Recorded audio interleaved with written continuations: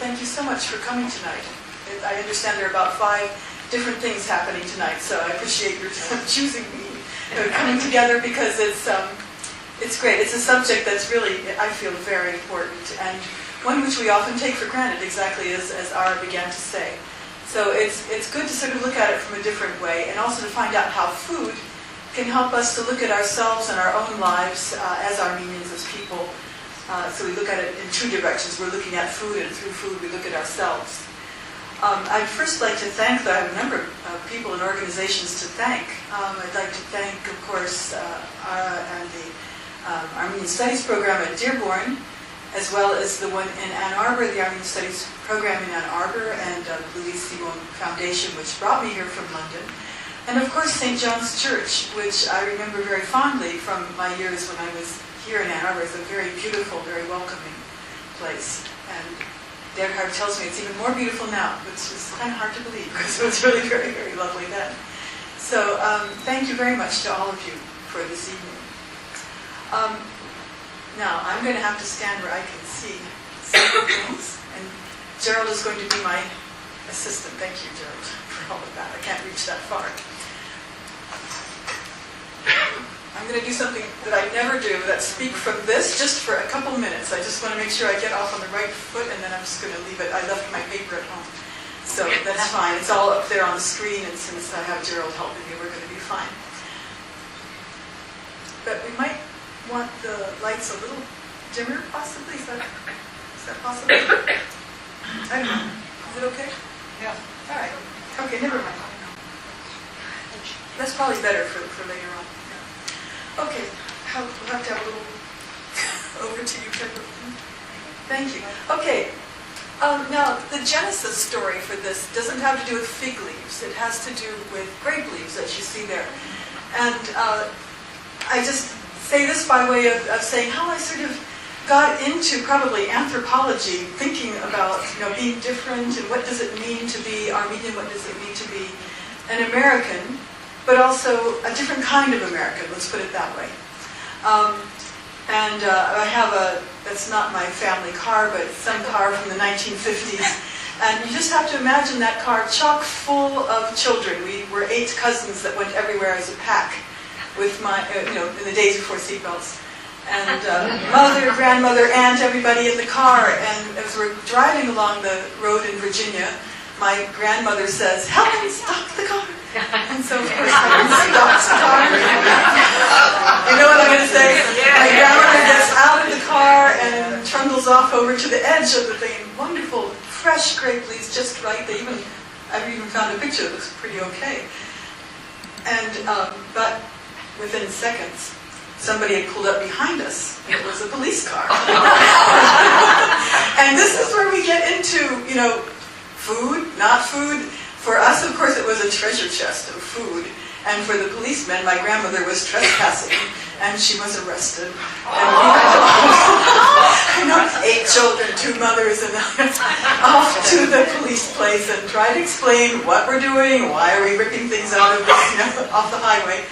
And, so this is the sort of thing when you're growing up that makes a little impression on you, and you begin to think about who you are and who your people are. And actually, since we all loved Sarma, we knew who the good guys were in this story. So that was no problem. And she was let off with a warning. They didn't throw her in jail. Yeah. Now, I know a lot of people, when I begin to talk about food, whether it's, especially when we're talking about Armenians, want to say, okay, well, what's Armenian? What is Armenian food then? Which one is ours? And, it's really hard to say, as Ara said. And when I did my field work in Cypress, when I would ask people about food, and they, "Oh, you don't want to know about food. It's just, like the Greeks and the Turks and the Arabs and the this and that." I said, "Yeah, okay, but just tell me about yours. What do you cook?" And they just, well, let's talk about the genocide, or let's talk about something important. I go, no, this is also important. This is also important. It's something that keeps us as people together. It's something that children remember, these are the kind of things that keep people tied to feeling like they're a part of each other. And if we leave out these basics, then we really don't have a whole lot left. So food creates memories that last a whole lifetime. You only have to remember Proust and think about how just one little thing can bring, in his case, the Madeleine, can bring back so many, not just memories, but a whole picture, a whole landscape of senses. So it brings people together, it forms a lifelong link, but it also can set people off as slightly different, a little bit suspect, perhaps. Now, so I just wanted to warn you, if anybody came here to hear about what's unique about Armenian cooking, that won't be our subject, and I won't be embarrassed or hurt if you want to go. This is as much as I'm going to say about that, frankly. So, but I do want to say, and I hope that you're convinced by the end of this, that food should be considered as a serious subject for academic study and also for all of us to consider. Now, the next question is, so who are we? Who are we, Armenians? We often talk about how, talk about Armenian food. What do we mean by that? When I was doing my field work, I found people arguing, like, we use onions in this. No, we use garlic in this. And then there'd be people, no, you're serving rice tonight? Why aren't you serving potatoes? There are Armenians in some parts of the world that will not really think much about rice, and then others, of course, for whom rice is the main dish. We think about the Armenians from Iran, for example, but also my family from Syria. Pilaf was very important, and potatoes were an occasional dish that we ate. So it really depends on where the Armenians came from. At the beginning of the 20th century, we didn't enter as a unified, completely the same homogeneous group of people. We were very different at that point. The Gesariatsis cooked differently than the Eintapsis and the Adanatsis and so on. So everybody had their own traditions. Although we would all recognize each other's foods, unless you got a bit farther away. We'll get to that later on. So we have to think about, who are we? Also, of course, not just those things, but lamb or fish or all these sort of things. But I think it's fair to say that there are some foods that when we talk about Armenian food, most people are going to mention some of these foods that you see up there on the PowerPoint. And for example, the wonderful Detroit cookbook from so long ago, which we'll come to again, has a whole section on eggplant. Now that should tell you something. So we know that eggplant, there's vegetables and then there's eggplant. So this is something which is pretty fundamental to our cooking. And I'm using our again, and we, even though I've said that we are a mixed group of people.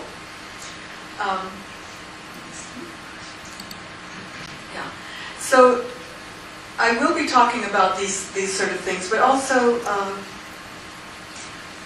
I just wanted to, before I got off on my sort of storytelling, I thought I do have some interesting photographs from fieldwork and also from other people.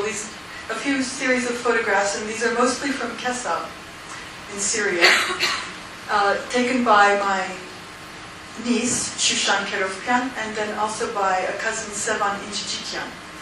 So most of the photographs will be my own, but this next series of really, you'll see much better quality pictures are by these two young women who are great photographers. So we will be talking about food tonight as a symbol, food as a tradition, and food as a social cement, all kinds of different things, and looking at the foodways. Now, we'll just see a few of these. These are things that are still going on in Kesab, which would be of our traditions from time ago. These people are beating the bukhur, cracking the wheat, and cooking pepper paste and tomato paste outside, and then letting it dry, not dry, but get thicker.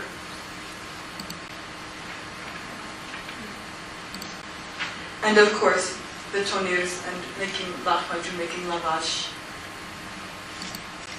And I also put these in because this is, this is really Kesab today. You see the microwave behind and the big refrigerator. And we're not just talking about sitting outside and making lahmacun over a wood stove, but we're also talking about, in a modern kitchen, making kufta.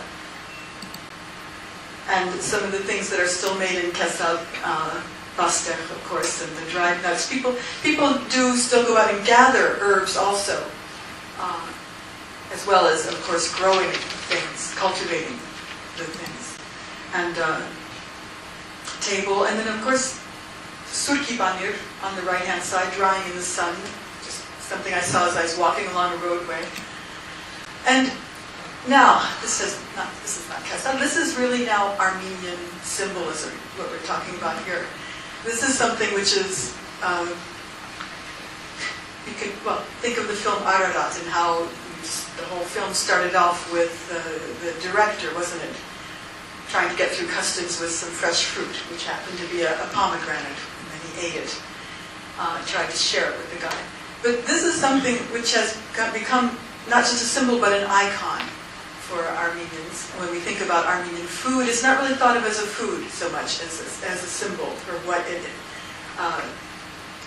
it means. Probably dispersion, of course, of the seeds, fertility, beauty, any number of different things we could talk about.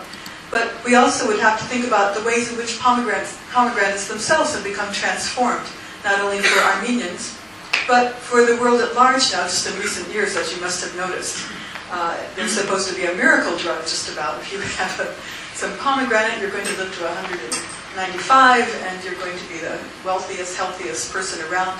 And it now comes in many shapes and forms, in addition to something like the syrup, which used to be made also, but now, of course, you can buy it any Arab or Turkish store.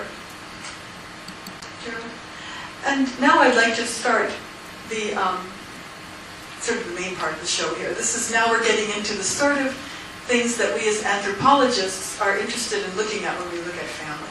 I just read the word. Look at food. We'll start at the basic level, food and family.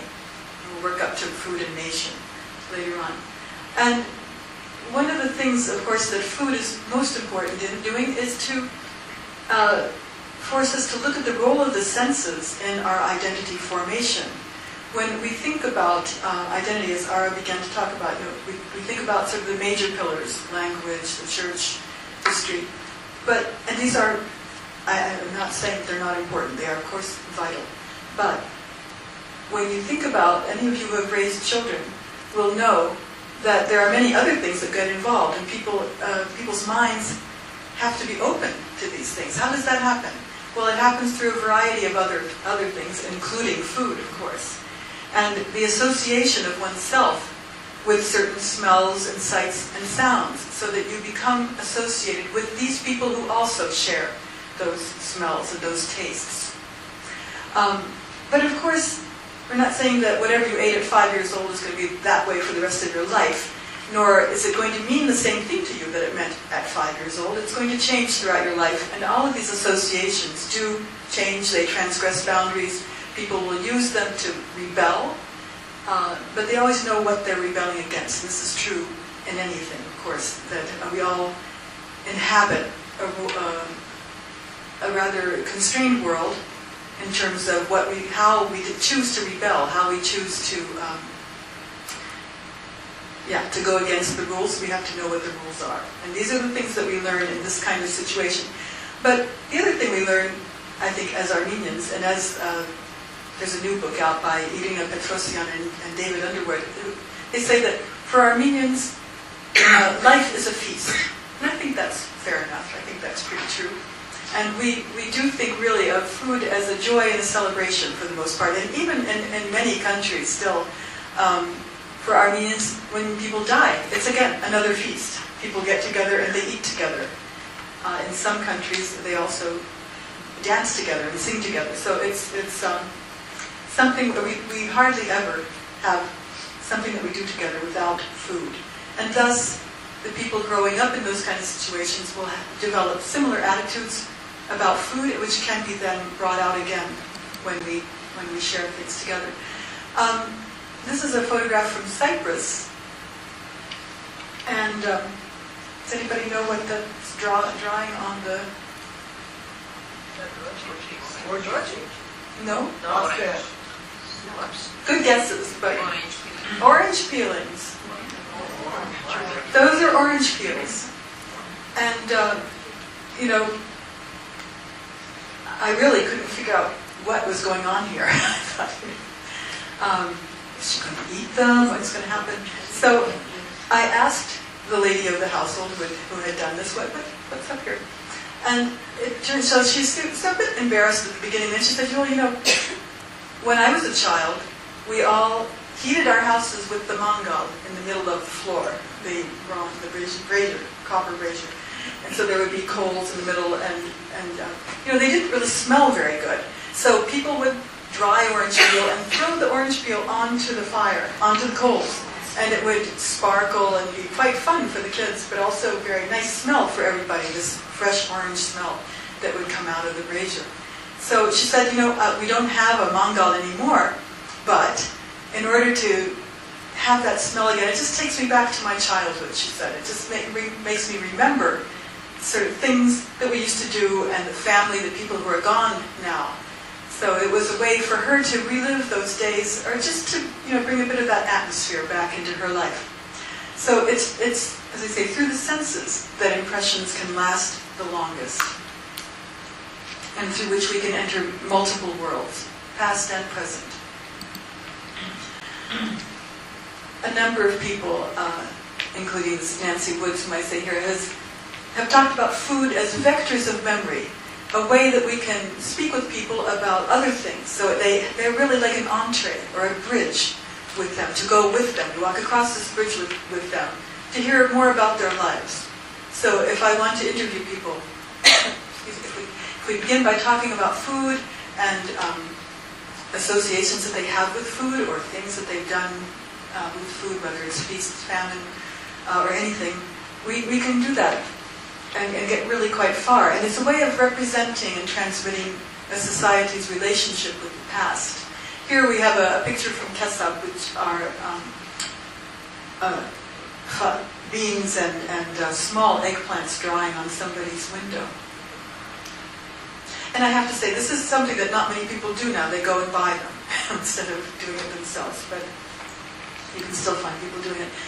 Now, other kinds of stories. This is a picture from Cypress. Bastarma, yeah. And the Bastarmaji, Mr. Kazanjan. When I went to talk with him, it was fascinating. He showed me all around his I was going to say studio, like kitchens, you know, and he showed me, you know, this is for the sujuk, this is for the bastarma, this is for the sujuk, this is for the. I said, wait a minute, you just showed me the sujuk and the bastarma. No, this is for the garlic bastarma. This is for this not garlic bastarma. And okay, there's a story for you. He then went into a very long story about how when he had come, his family was from Adana. They came with the recipes, and they came with garlic in their recipes, and they began making this, and the Armenians were buying it. And then they found quite quickly that the Greeks didn't like garlic, didn't know about garlic at that time, or didn't like it, and neither did the English, with whom they spent a lot of time. A lot of them were working in the civil service or going to English schools for high school, and in other ways they were rubbing shoulders with these people who didn't like garlic.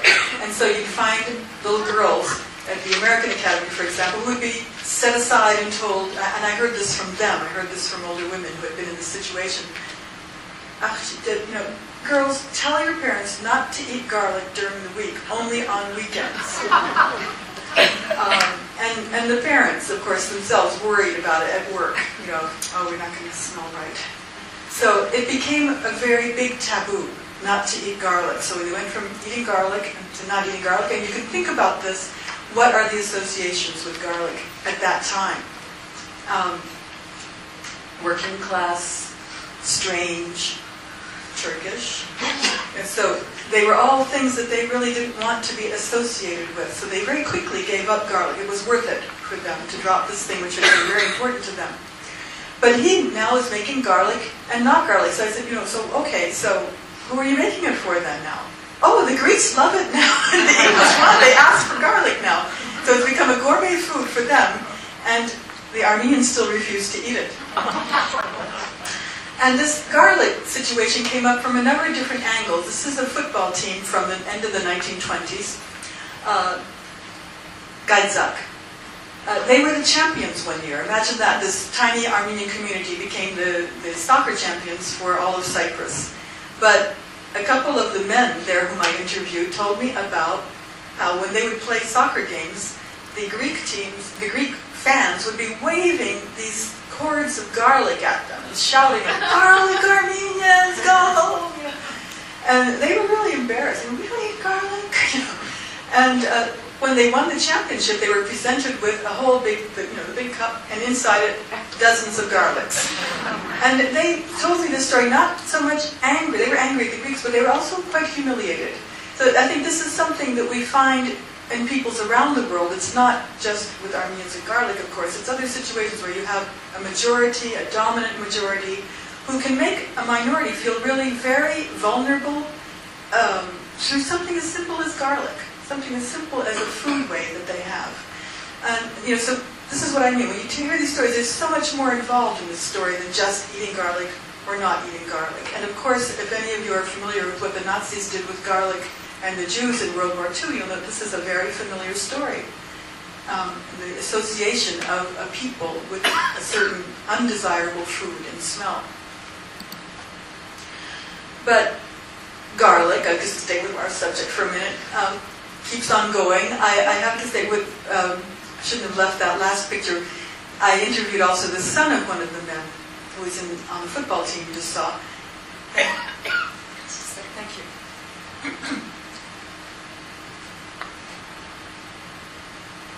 And I asked him, I said, "Ara, do you know the story that your dad told me about the garlic in the cup?" And he said, "No, so I had to tell him the whole story. He didn't know it. And then he was living in a village at that time, which is very unusual for Armenians in Cyprus. And he just looked at me and said, "Oh, that's interesting. So that's why my Greek neighbors keep dumping garlic on my doorstep and telling me that Armenians like garlic, so they're bringing me their garlic now." He had never quite figured that out. And so it's this whole association over time, which in the present generation, Armenians don't eat that much garlic, but the Greeks still think that they do. But now it's okay. It's okay, it's sophisticated to eat garlic. This piece of garlic I saw hanging over somebody's door. And as you can see, there's also a horseshoe there. So it wasn't too hard for me to figure out, but I asked anyway. As a good anthropologist, you're not supposed to make any assumption, you have to ask. And the lady of the house said that indeed it was there to ward off evil spirits. And she sort of looked at me shyly and she said, "Well, this was my mother's house and she put it up there." But then she said, "It doesn't hurt anything, does it, if I leave it up there?" So for her, I think, again, we see garlic, we know about the evil spirits being kept away, but more importantly, what we're seeing is continuity of a household, continuity of respect for one's elders. We're seeing so many other things that are involved in this act of remembrance. Her mother was then dead. She, of course, could have easily taken it down. She would say, "Oh, it's dried up and it's getting dirty," and so, any number of different reasons. I don't believe in this. But she kept it up there really as a memory of her mother more than anything else. So you see this transformation of a symbol over time, going from what perhaps one woman believed very firmly, another woman's not quite so sure about it, but for her it really just makes her think of her mother every time she goes inside the house. Now we'll jump to another subject. In Cyprus, the Mada is practiced regularly, at least twice a year, by the church and the community. The Mada, of course, it's been glossed incorrectly as sacrifice, but it is the way people, if they were going to tell me in English what it was about, they would first go to the word sacrifice, even though upon further conversation they would say, "Actually, no, it's not a sacrifice." And of course, the priest was very quick to say, "No, it's not a sacrifice." But a memorial or a remembrance meal or a charity, this was emphasized a lot. We do this as a community feast and as a charity. Now, of course, I'm interested in what the meaning is and how it came about. But to me, equally interesting was to see these people as a community working together. So you see many different stages in a Mada, in Cyprus at least.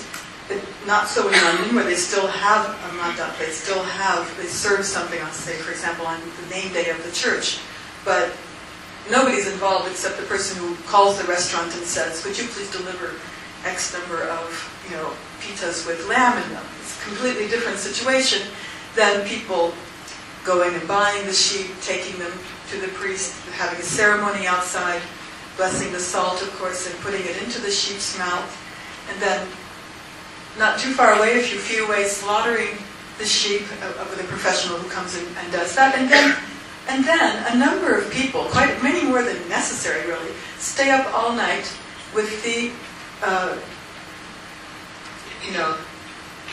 with making this. This is in this case a rigiherese.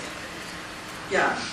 So you would have a number of different stations around the room or outside, depending on the time of year, and there's only women in this picture where they're preparing it, but believe me, there were a number of other people and men running in and out and doing all kinds of things. So it's men and women working through the whole night.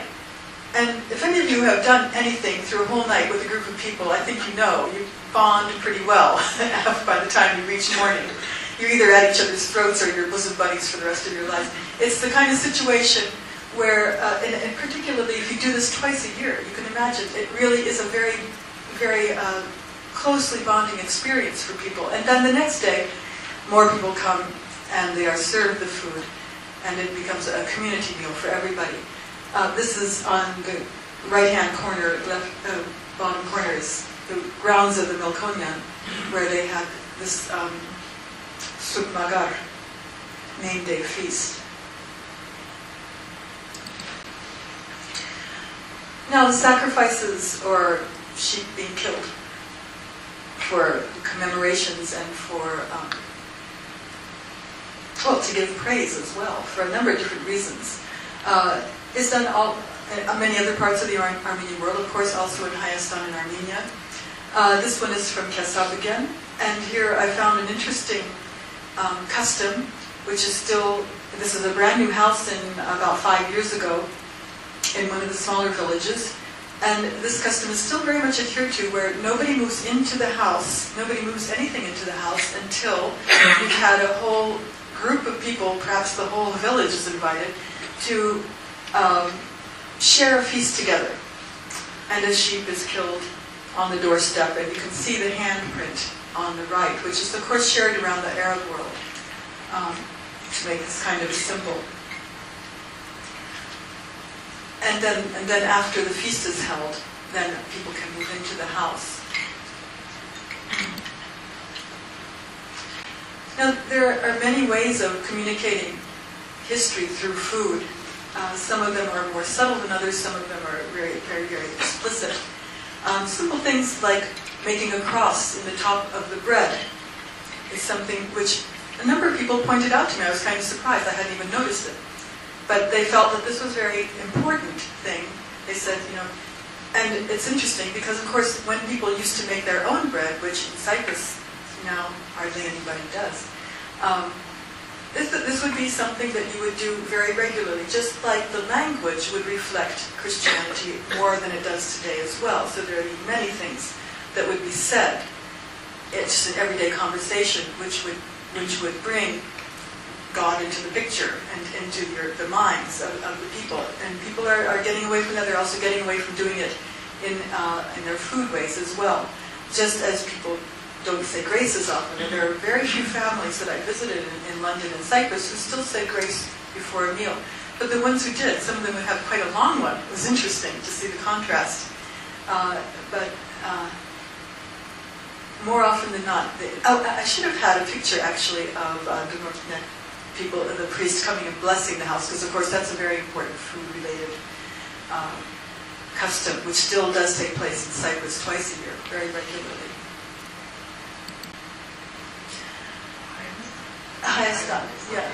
Yeah. And so in other ways, food can I shouldn't have said create, but it brings to the foreground a belief in continuity. Yeah. So these ladies are selling, it's very interesting because they have, it reminds me of the wood carvings really, what they've done with the food. So you have many of these symbols that are traded a lot around the different crafts. We could talk about food as a craft, of course. Food is an art or craft, whatever you want to call it. But these are the sort of things. So you have these symbols, which are ones that are, considered to be ancient, which are shared with food, some food things as well. A nice little pile of basta there as well. So we have this feeling of continuity when people see things, not just generation after generation, but also considering that these symbols of actually an ancient peoplehood. Now, move on to another aspect of food. And this is, of course, one of the more obvious but more important ones, is that food is to be shared. And there are certain things that Armenians eat, as do some other peoples, like watermelon, which really are not individual foods. And this is an interesting thing we can contrast with some other cultures around the world. For example, America. And England is the same. You can go to the grocery store and see so many things that are for individuals to eat. And that reflects, of course, the fact that so many people eat by themselves. Whereas a lot of Armenian food is really meant to be shared. It's not something, what are you going to do with a watermelon, for goodness sake, all by yourself?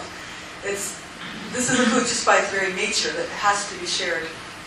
The men are playing toddly behind, of course. This is also in Cypress. Thank you. Another interesting aspect of sharing food, of course, is that if in a certain culture, and surely this is true for Armenians, hospitality is important. A holiday, particular holiday is important. But we can talk about that for Americans as well.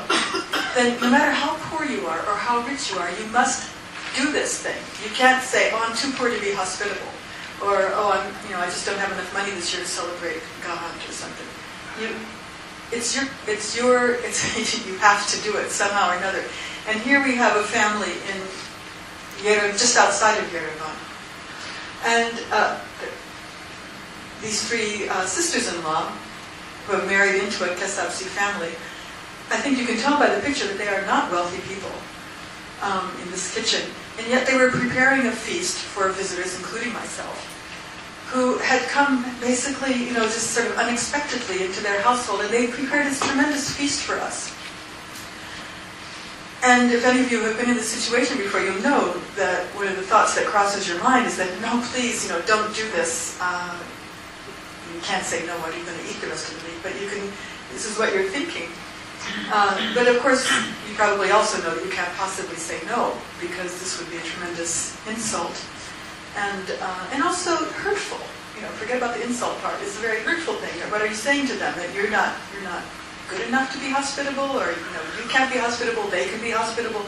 It's something that is such a deeply held value that really money doesn't matter in this case. That it becomes more important than not having money for the rest of the week.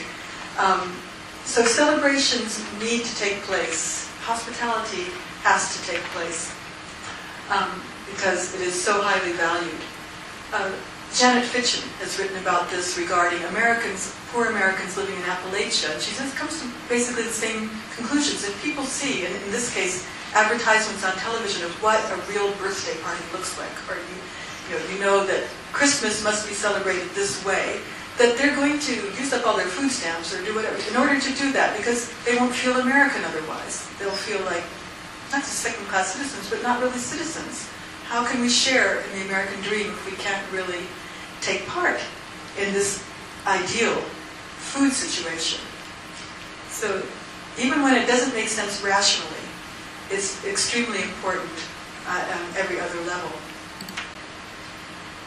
Now there are a number of ways in which food brings people together. Toots, exactly. Here's a job which I'm sure that we here in this country have got some kind of machine that can do this job, but generally it takes more than one person to collect enough to do anything of interest. Let's face it. And it's such a dirty, filthy thing to do. So what can you do? So we have here a boy up in the tree, shaking the tree, and several other people down below collecting it. So we have something that brings people together. What is it? They're collecting mulberries. I'm sorry. Oh, they're talking over here. They're collecting mulberries. I'm sorry. Yeah, they're collecting mulberries. Yeah. And so once they've managed to collect these mulberries, they're going to then take it home and again. And a whole team of people will get busy with those mulberries because there's so many different things that can be done with them. And it's such an important part of the diet as well, and the drinking diet. So it's mulberries are very important, but it's not a one-man job. And drink, of course, brings people together now. I haven't put the obvious drinks down, but I thought I'd just put water down here. I was walking around Kesab. Actually, this is not Kesab. This is one of the smaller villages around Kesab. And the woman who was walking with me said, "Oh, let's go look at the source, at the where the people used to go to get their water before there was running water in all the houses." And so we wandered over, and there was this lady who was just sort of standing there, as you see her in the picture, basically, by this. And we had a nice chat.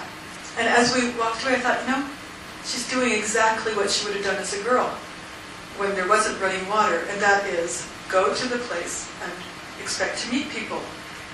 Something that many anthropologists have written about in other parts of the world. Nobody's going to argue against running water. I think that's a hard case to make for those of us who have running water.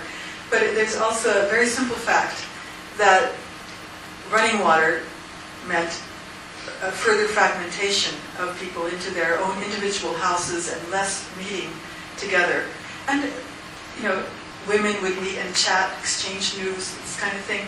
It still can be done in the houses, but it's a bit different than doing it outside, meeting people whom you wouldn't have to make a point of going to see. You would just be bumping into them. So this situation of having a fountain, a village fountain for your water source, meant that everybody was meeting each other every day. It doesn't happen anymore. Of course, later on television and all kinds of other things came along that made people have computers. So, and Facebook. But we've got all of this going on that means that we, everywhere in the world, be breaking further and further into individuals living in individual houses. Now here's a familiar sight for many people. And of course one, again, that we very much take for granted and don't think very much about.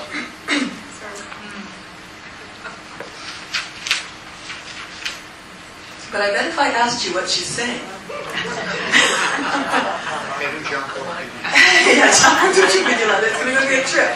What else is she saying? You all know it. Namadama, Tram, okay. She's going to get a letter. She's going to get some money. Okay, so we have some basic things that everybody knows is going to be in every single coffee cup. Might be a long trip, might be a short trip, might be a lot of money. But there's some basic things. But having said that, there are also some serious things going on here. When this was done more regularly, and today it is not done as regularly as it was, as I'm sure you all know, it was also a way of social control. Also a way of giving advice in very subtle ways. And if any of you have traveled to the Middle East, in particular to Hayastan as well, you'll find out right away that our American way of saying, do this, do that, don't do that, think this, our directness is not welcome everywhere. So if you've got a young woman in your family and you want to give her some advice, you're not necessarily going to say, you will or won't do this. You might read her coffee cup and come up with an idea. Have you ever thought of that? No, I'm actually being serious. That there are ways of reading coffee cups that give people advice that you might not give them otherwise. I'm not saying that coffee cup readers are all manipulative or are all doing this consciously.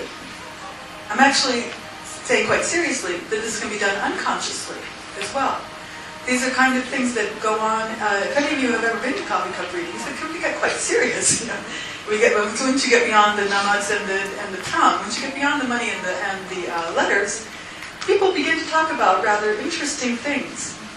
And it can be ways of telling people what can and can't be done, what you should and shouldn't be doing. There are a number of different things that happen with coffee, used to happen anyway, with coffee cup reading, and still do in some circles, not as much as it used to. This is from Hayastan, again, area, the neighborhood just outside on the edge of Yerevan. But I've seen similar things in Cypress and in London. In fact, I enjoy reading coffee cups myself. Telling my nieces what to do. Ours is the best. Have any of you ever heard this before? This happens to be a little girl in Kesab eating an apple.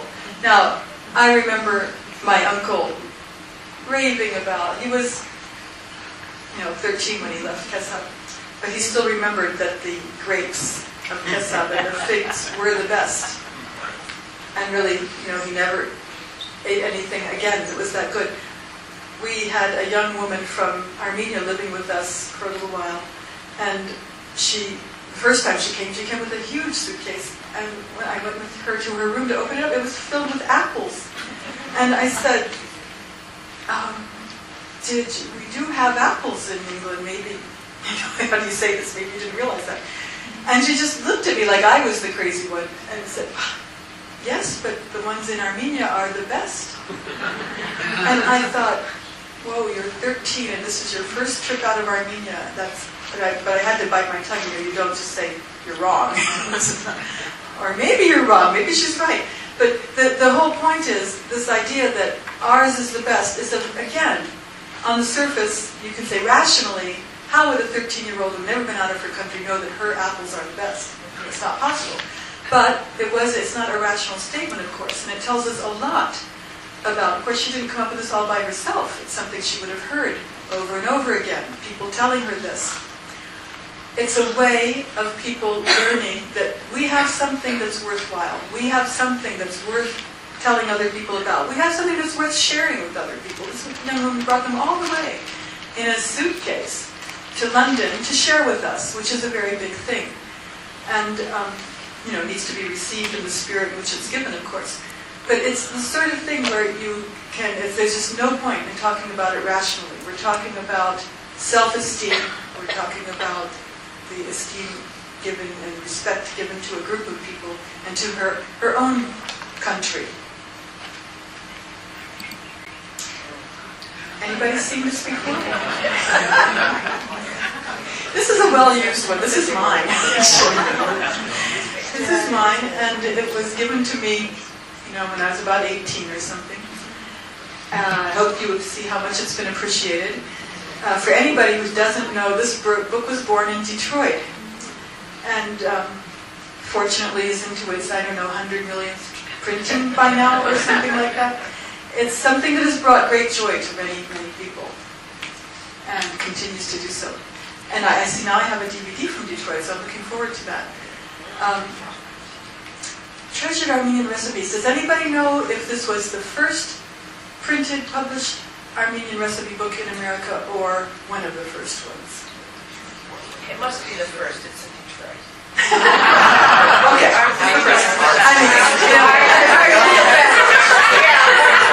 I have a feeling that it's one of those things like ours is the best. But, maybe it's one of the first ones. I know it's one of the first ones. My point here is very simply that once people, as Ara said, once people start to get away from the context in which these recipes grew up, or once the recipes were daily life and part of the wallpaper, that nobody notices them, and nobody feels like they've got to write them down. Indeed, you just learn by doing, alongside other people who do the same thing. Once we get to the point of writing a cookbook, we're into a very different era. And there has been a lot written now about the writing of cookbooks.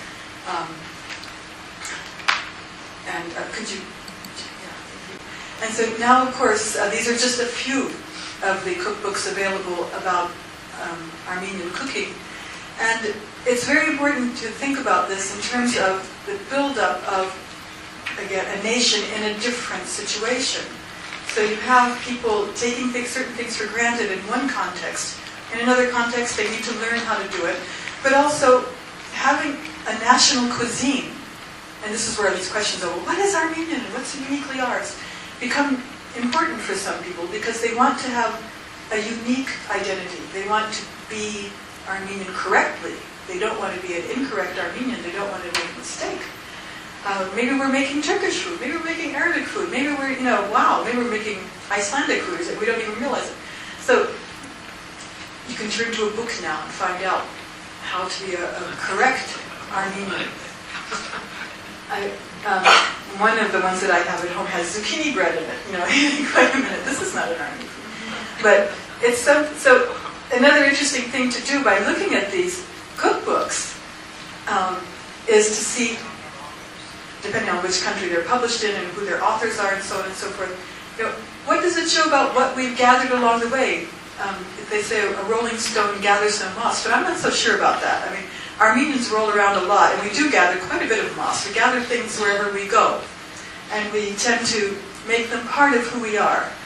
And this is part of the beauty and the flexibility which enables us to keep on going as long as we are accepting of this and not constantly trying to patrol our borders and be the policeman of who is and who isn't Armenian, or what is and what isn't Armenian food. And then, of course, we graduate. We have not only a cuisine, but we can begin to have our sort of celebrity chefs. So in England, we have Arto Der Harutunan. I don't know if his books have made it to the States, but he died very young at 49, which is a great tragedy. I mean, he wrote, by that time, I can't remember, like, let's say 15 cookbooks, which are very popular. And so we move along into the 20th century and into the 21st century from having no cookbooks to having a few cookbooks, to starting to narrow down what is considered to be proper Armenian food, to having chefs, to having people who we buy Arto's books because Arto wrote them. So we're then part of the rest of this whole mystique of cooking, basically. And into this idea that certain people are better at it than others, and certain people can publish cookbooks. Because now, of course, so many people of my students, men and women, don't have any idea how to cook. They haven't grown up cooking alongside their parents. So, we're well and truly into a new era in which many more books will be published, basically, so people can later on learn. And finally, this isn't a process that stops at any point. It keeps on going, and we do indeed make new groups. This is just an old Gary line. This is not an Armenian. Don't look for the Armenian thing in here. So early vegetarians returning from the kill. Okay, well, thank you very much.